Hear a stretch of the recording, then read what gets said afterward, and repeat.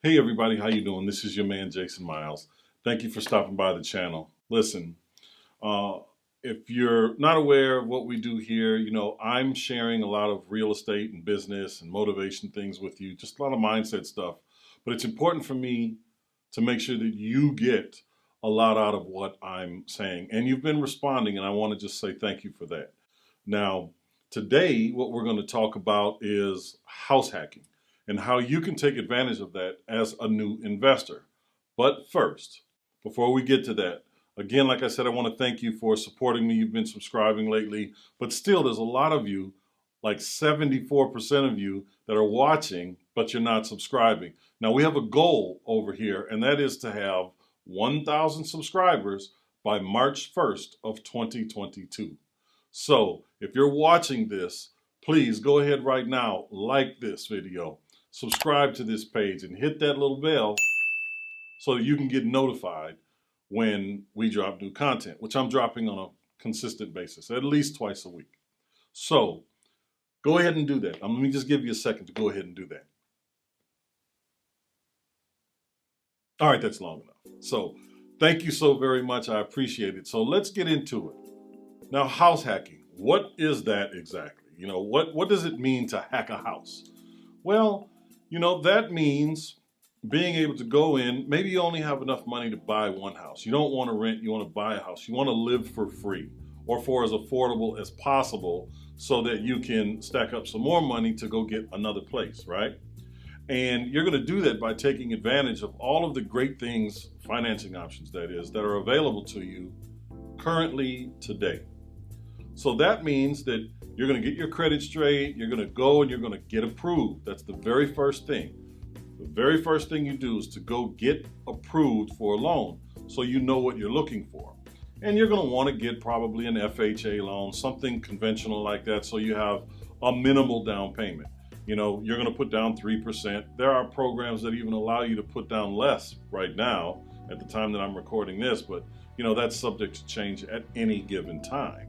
But in the meantime, you can go out, get approved for, let's just say 3% down, and they'll tell you what you're going to be able to afford based on what you're looking at, based on what your financial outlook is, how much you make a year currently and things of that nature. And you're going to buy, or you're going to get approved for, whatever you get approved for, but it's going to give you an idea of what you can go and look for next. So you're just not out there looking. You don't want to go look at $500,000 properties and you only qualify for $150,000. It doesn't make sense, right? So the very first thing you're going to do is get approved. You're going to get an approval. It's going to make it a lot easier for you. So you're going to get that first. Now, after you've gotten approved and you know how much you're approved for, the second thing is to understand what type of property you're going to want to purchase. You got to know what kind of property. And what do I mean by that? I mean, is it going to be a single family home? Is it going to be a townhome? Is it going to be a 2, 3, or 4 unit building? Can't go above 4 units though. It's got to be 4 units or less. What is that going to be? You've got to decide what that's going to be for you. Because when we're house hacking, we're looking for affordable ways for you to get into a house and start making money as a real estate investor. So let's kind of go over that for a second and what that means. Let's say that you bought a single family house. Doesn't matter if it's a condo or a townhouse or just a detached single family home. If you're a single person and your intention is to house hack, it doesn't matter if you're married or not. It's just a lot more difficult if you are married, right? So, but if you're a single person and you want a house hack and you're looking at a single family house, you're going to be looking at either renting out the basement, renting out bedrooms, either for, short-term stays, which could be an Airbnb kind of situation, or you're looking for people to stay there a little longer and just rent rooms. Totally up to you how you do it, but that's the way that you're going to do it. That's what you're going to look for if you're getting a single family residence, right? If you're getting a duplex, you're going to stay on one side, someone else is going to stay on the other side, and they're going to pay you rent. And it's the same then with a 3 unit or a 4 unit. You just have to look at where you want to be, how much it's going to cost for you to be into this property, and what kind of rents that you're going to be able to receive And then you kind of weigh that with how much your mortgage is, it's not just your mortgage though. I mean, you got to look at everything. You have to look at everything. But we have another video that we go over all of those kinds of things as well, in terms of the expenses of having a rental property and what you look at and how you structure that. So you'll get notified when that comes out. Probably be out next week. Now, your third option is to start shopping. You want to start shopping and have an understanding of what the numbers are going to look like, right? Because let's just throw a number out there. Let's say that you've been approved for $300,000 and you're going to go out and you're going to start looking for houses or apartment buildings, small apartment buildings, duplexes, triplexes, quads, that are going to fit into that, 300,000 for you. And depending on where you live in the country, 300,000 may not be enough to cut it for a fourplex, for a 4-unit building, right? So maybe you're going to have to move a little further out, or, there's all kind of options. With the way metropolitan areas are growing today, you don't have to be right in the thick of it to make money doing this thing. I live in Atlanta, and you've got Airbnbs that are making money, 15, 20 miles outside of the downtown area, where generally people are going, they want to go to the Coke Center, they want to go to the aquarium, they want to do all these things, and all that stuff is downtown. But people are staying 20 miles away at Airbnbs because Airbnbs in the city are full, basically, right? Hotels are expensive, people are afraid of them. But anyway, you're gonna get out there now and you're gonna start shopping. You wanna get out there now and you wanna start shopping to see what you can do, and then understanding the numbers, meaning, okay, here's this 2 or 3 bedroom or 2 or 3 unit building, or whatever the case. How much rent can I get? And there are all kind of places that you can go, Rental Meter, Zillow. There's a ton of places that you can figure out what rents are in that area. But you're gonna look and you're gonna say, okay, I know my mortgage will be this. How much is the rent gonna be? How much can I collect? And of course, again, you're looking at this to, potentially live for free. So you can just save all the money that you've got coming in, so that you can start focusing on property number 2 in the very near future. And now your fourth step is going to be to start making offers.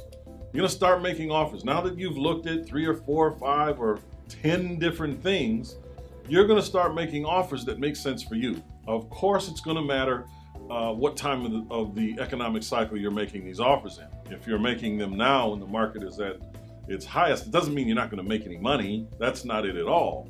What it means is maybe you're not going to get seller contributions, right? Meaning an extra 2 or 3% to help you with your closing costs. Or, maybe they're looking for highest and best offer and you're looking for a better deal. Maybe you're going to want to do some minor repairs so that you can get a better deal in an economic climate that like we're in right now. So you want to kind of see what that's going to be for you, because it all matters. It all matters. You want a move-in ready, pristine thing, you're going to pay top dollar right now.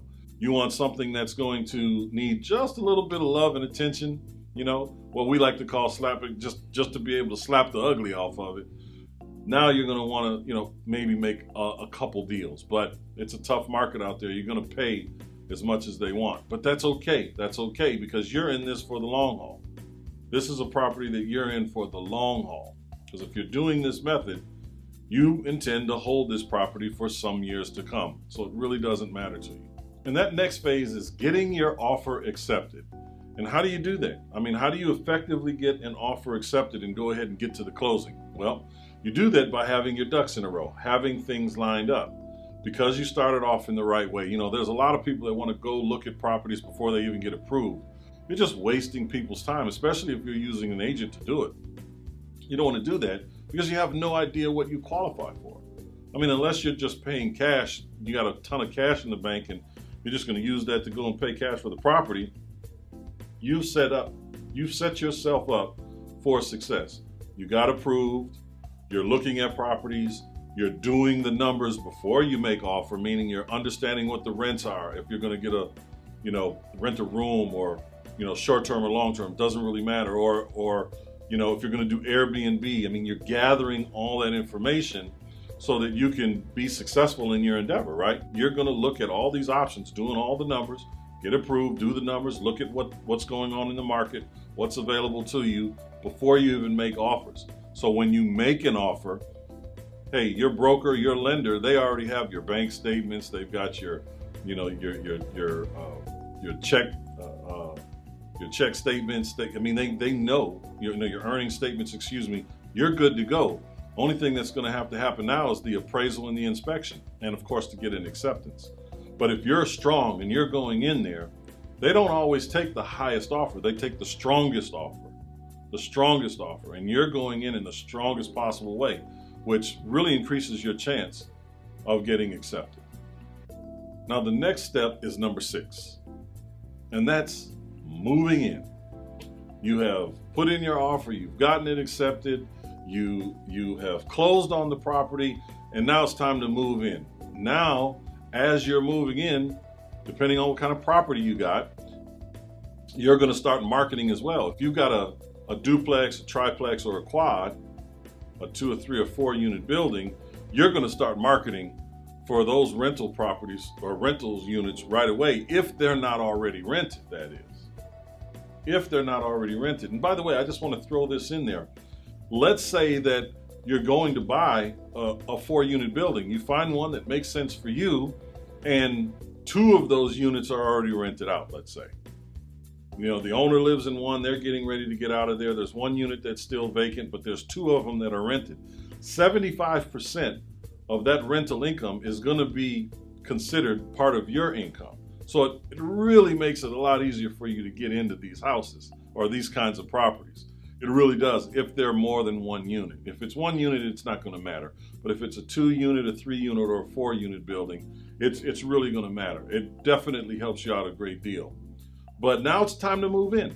And you're going to move in and you're going to set up your management processes. But you've already been working on that.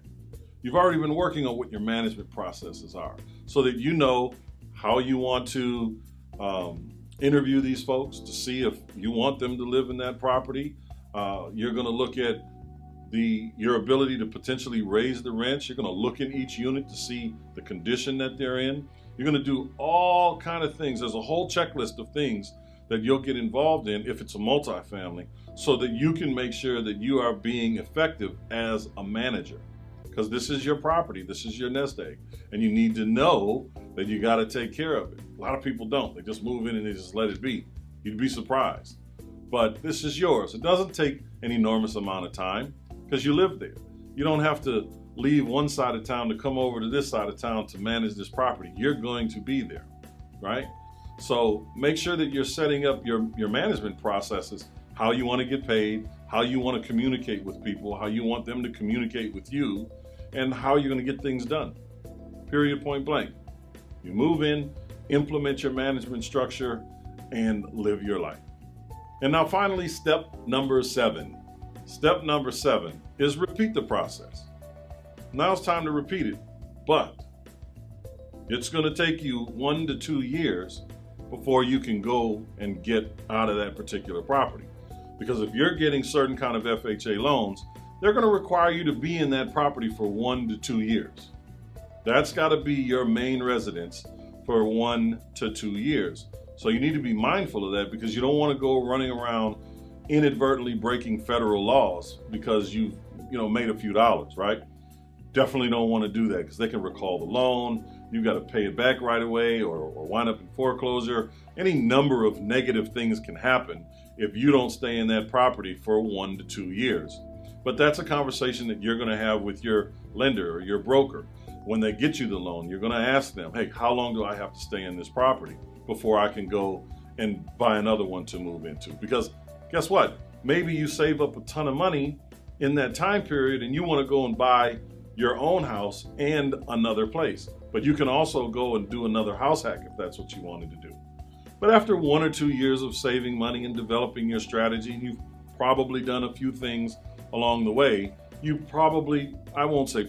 may not want to go and do another house hack. You may have other options that are available to you at that point. And I guarantee you, if you're utilizing all the strategies that you could be implementing while you're in there, you're probably won't want to do another house hack after that. You'll probably just want your place, because you'll know exactly how you can go and buy real estate, how you can buy it without using, your money and your credit, how just a million different things. And if you want to know more about that, make sure you click some of the links below, and I'll get you that education as well. Or just watch more of this channel, because I discuss all of those things here all the time. It's what we do. It's what we do for a living, period, point blank, right? So thank you guys for watching the video. I hope this was very informative, and make sure you subscribe. I really appreciate you, and watch this next video. There's a lot there for you. Peace.